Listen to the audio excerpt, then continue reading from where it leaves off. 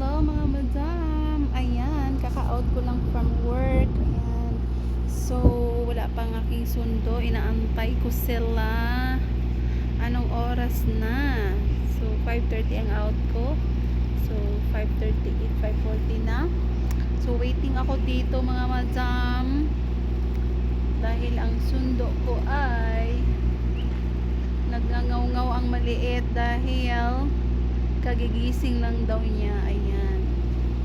So, waiting ako dito. Ayan, waiting ako. So, mainit mga madam na malamig. Ayan. So, waiting tayo dito. So, andito ako sa park, ano? Ayan.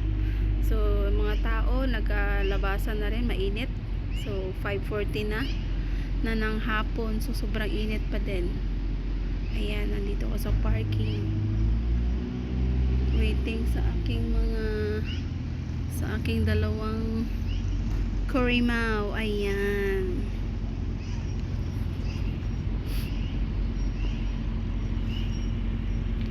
I think sila na to. Ayan. Ayan na. Sila na siguro to.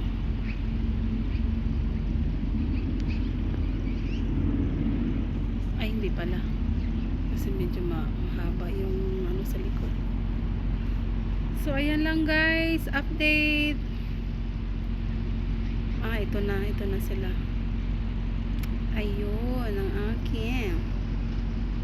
Ito tayo muli. Ayan ang aking mga madam.